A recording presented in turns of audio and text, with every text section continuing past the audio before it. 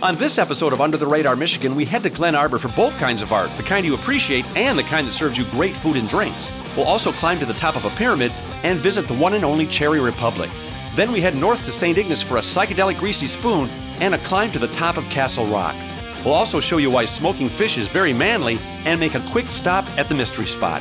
Get ready to explore the cool people, places, and things that make Michigan a great place to be. Under the Radar Michigan is brought to you in part by the Michigan State Housing and Development Authority, investing in people, places, and partnerships to help transform Michigan and the Michigan economy. In cities, towns, and neighborhoods, people are building better places to live and better communities. Also by the Susan G. Komen Race for the Cure. The Komen Race for the Cure series raises significant funds and awareness for the fight against breast cancer, celebrates breast cancer survivorship, and honors those who have lost their battle with the disease. More info at komen.org.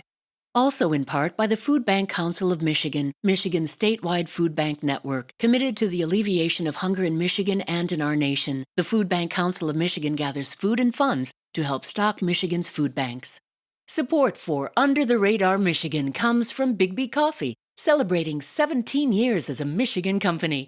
Gift cards, coffee mugs, and coffee by the pound are available in-store and online. Locations at biggby.com. I've been around the world, but there's one place I keep coming back to. And the more I explore, the more I realize it's the place to be. I'm Tom Dalton, and this is Under the Radar Michigan.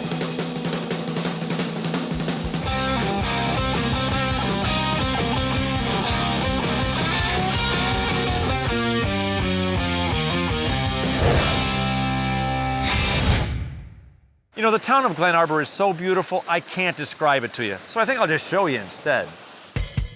Glen Arbor is one of those small towns that makes it on almost everyone's list of Michigan's most beautiful places. The people who live here love it, the people who visit here love it, and the people who haven't been here yet, well, they just don't know what they're missing. The town sits on the shores of Lake Michigan just north of beautiful Glen Lake. It's a vacationer and boater's paradise. And the western end of the lake takes you right up to one of Michigan's most famous natural wonders, the Sleeping Bear Dunes National Lakeshore. More than 70,000 acres of giant sand dunes, pristine beaches, and places to tire the kids out. Glen Arbor is located in northwest Lower Michigan, just a half hour west of Traverse City. You know, if you like cherries as much as I do, you're gonna like this segment. You're gonna love it too. Well, if this part of Michigan is the cherry capital of the world, here's the Republic. Cherry Republic is a cottage industry here in Glen Arbor that reinvents the cherry every single day. They do everything you can think of with cherries, and even some things you haven't thought of yet. If it has anything to do with cherries, Bob Sutherland is probably already working on it. I'm getting the impression, Bob, that this place is like all things cherry. You're good, you discovered it. We are 100% cherry, devoted to our local fruit, the Montmorency Red Tart Cherry. It's what we know, it's what we do. The tart cherry can go sweet, it can go sour, it can go savory, it can go spicy. There's so much we can do with our Michigan cherry. How did you start this whole? I mean, it's like a little cherry oasis, but I understand the beginning was a lot more humble. Very humble. Really, actually, with a t-shirt, you know, called the Cherry Republic. And you started the company with a t-shirt? Yes. Selling it around the trunk of my car, and I had a neat caption to it, you know, life, liberty, beaches, and pie. And in college, I sold 3,500 of those shirts. I said, hey, I got something here. So I slowly worked in some food products and, you know, it was more clothing. And pretty soon I had a storefront, but very humble, little 10 by 10 space. And then what you see on this property here now is our 5th expansion. And now we're 6,000 square feet, beautiful gardens, and we take about a quarter of a city block. It's like a little oasis. It's beautiful back here. People come into our town here, and you know we're right smack in the middle of Sleeping Bear National Lakeshore, and they'll come in 5-6 years in a row before they discover our store. You know, and even though we're on a kind of a slower street off the main drag, but then they have this neat sense of discovery, like, oh my gosh, look what I just saw, and they see all the people around that have found this secret before them. And you actually employ a lot of people. You've got how many locations now? We have 4 locations across Michigan, and we employ this summer about 150 people, and then at Christmas time we're up to 250 people. Well, you're a great Michigan success story, because here's some young guy, comes up with an idea, puts it on a t-shirt, sells it out of the trunk of his car, and you've turned it into a cottage industry that's very cool. And it's neat because I'm doing it in the town that I grew up in. I was going to ask you, what's it like living in this part of Michigan? Well, I'm the luckiest guy in the world, and I'm so fortunate to be able to raise my 2 kids the same way that, I was raised. Not only is Bob lucky to be in Glen Arbor, but I think he gets all the free cherries he can eat too. Hey, Bob, I know cherries are really good for you. You think if I eat enough cherries, I'll get as tall as you someday? I don't think so, Tom. All right, I guess eating cherries won't make you any taller, but being a citizen of the Cherry Republic for a day can certainly make you a lot happier. And now you know where to find it. Okay, so I think we've established that there's a ton of natural beauty in this area, but there's also no shortage of the man-made variety. Renowned painter Hank Feely, Becky Thatcher of Becky Thatcher Designs, and Beth Bricker of Forest Gallery are 3 artists who found their way here, and they all seem to agree on why. Artists are attracted to beauty, and so they come here because this is a beautiful place. Once you've seen Glen Lake in the morning, at high noon, in the evening, you see the colors of the different depths of the water. It's magnificent. The 45th parallel, you have long shadows, really intense light. That's what draws us. I'm from the city. I grew up sort of in the city, and the city is great. I mean, the city is a buzz. I love the city. But this is a relief in a way. This is kind of, let's call it communing with nature or being laid back, You feel like you've stumbled into heaven and you want to try and record that, to share it with everybody else. The other thing is people. Artists attract other artists because there's obviously a commonality, common way of thinking, common way of acting. It's a synergy, The art may be completely different, but a lot of the thinking is very much the same. We went through the process of learning to make art, and they feed off each other too. I think I look at some of the artists around here, I'm inspired. I can't even do what they do, and they don't do what I do necessarily, but we learn from each other, Well, you certainly don't have to be an artist to learn from an artist. And what I learned from these artists is that even though I'm not an artist, I can still appreciate Glen Arbor. And so can you. There's a lot of art in this town, but I think this art was here first. Art's Tavern has been an institution in these parts for a lot more years than I've even been on the planet. I've been coming here 22 years, and it's just superb. I've been coming here since I was a little girl with my family. So for the last 32 years, I'm coming for the burgers at Art's and love the atmosphere. If you're looking for a great place to eat, drink, and rub elbows with the locals, pull up your sleeves, because I think they're all here. Tell me what you love about Art's Tavern. It's friendly, the food is fantastic, the beer unbelievable, and it's just a great place. Everyone here is so nice and personable. Tim, the owner, he's awesome, always around, friendly face. I'm happy to say he's a friend of mine, and he's an outstanding business guy, so there's the truth. It's just the place to be.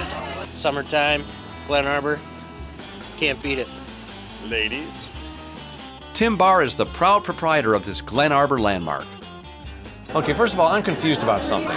The name of the bar is Art's Tavern, and your name is Tim Barr. Now, both the last names make sense, Tavern and Bar, but how come you own this place? It's been Art's since Prohibition. Yeah. I'm only the 3rd owner since Prohibition, and what isn't broke, don't fix it. Right, exactly. Well, how did you come to own this place? I worked here a long time. Art died in 1970.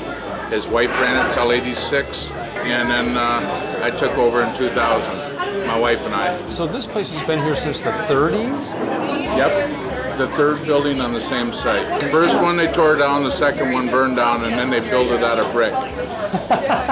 Isn't there like a nursery rhyme that goes like that too? This is the place where all the cottage owners, locals, in the old days when the cottages needed to be warmed up, when they closed them and turned the heat off, they go to their cottage, turn the heat on, and then they come down on Friday night and have a sandwich and beer and stuff. Heat themselves. Yep, and wait for the cottage to warm up, and then they go back. Now the cottages, they call on their cell phone and punch a button, and the heat comes on, and they still come here. Now, who decorated this place? In '86, when we took over, or the night before, all the locals had stole all the memorabilia that was on the wall. And we had nothing to put up, so inexpensive way was just to start with college banners, and it kind of took off. Which one did you go to? I'm not up there. I forgot that part of life. What keeps you here? The community. Yeah, it's a great community, a lot of great people.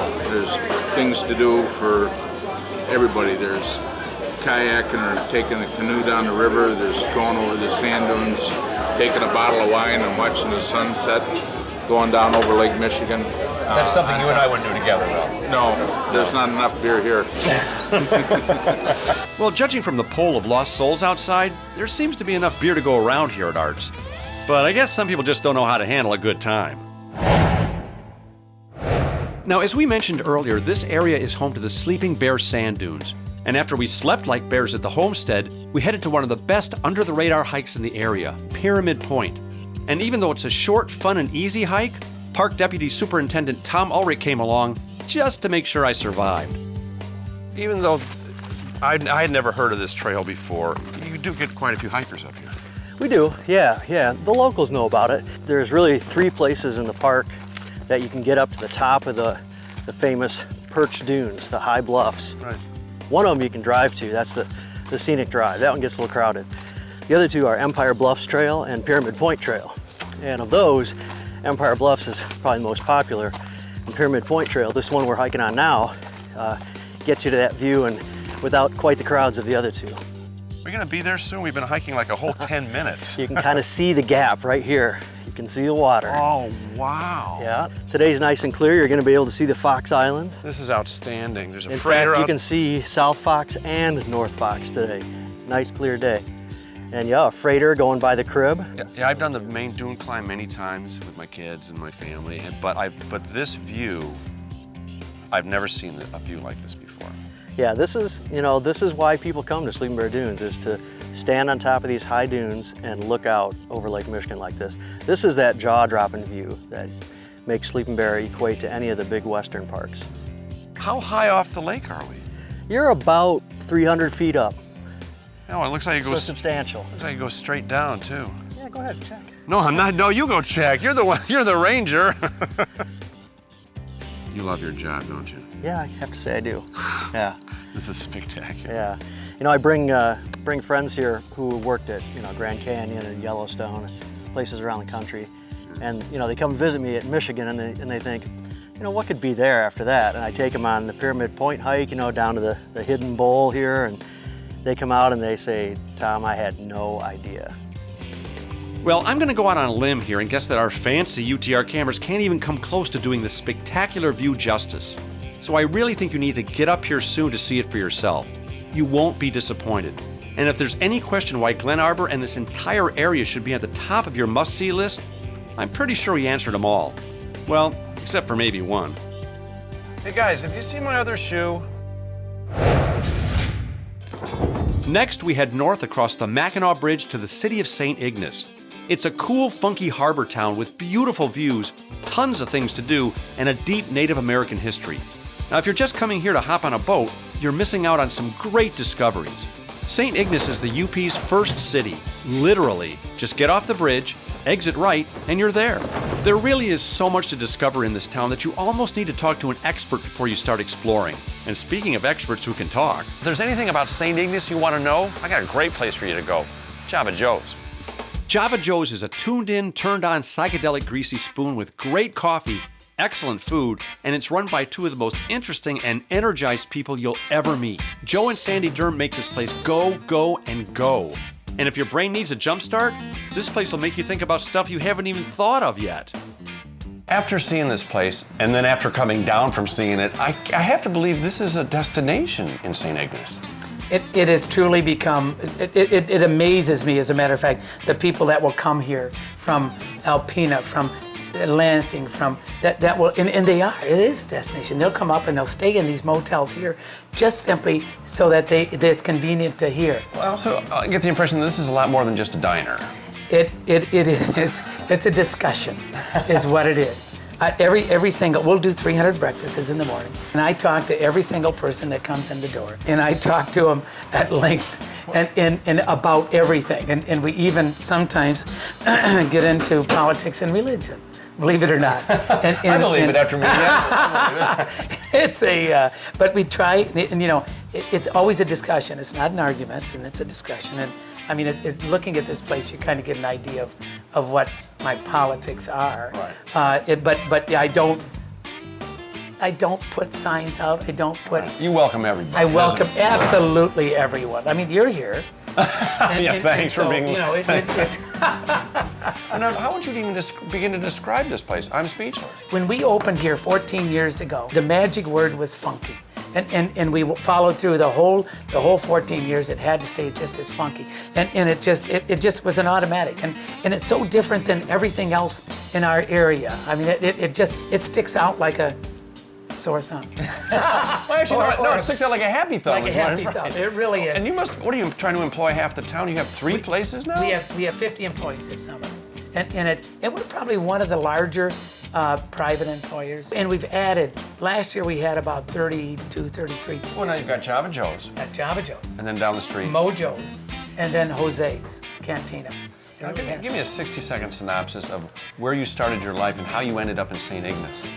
We've been married, my wife and I have been married 46 years. And we've, other than the first 8 months that we were married, we've worked for ourselves. And I mean, weird, very, very strange businesses. We've moved 28 times in 9 states, and we wanted or something. It was just it was a fun thing, and each one of our kids were born in different states. And how did you end up in St. Ignace? My family's had a place here since 1923, a summer place, and my grandparents lived in Chicago, and they had hay fever. And so it was popular at that time to come up here to get out of the hay fever. Great place to live. It is an unbelievable place to live. I mean, like I say, we've lived in Los Angeles and Salt Lake and Denver a couple times, and we moved up here from Kentucky, and we lived in Kentucky twice, and in Florida and Texas and Wisconsin.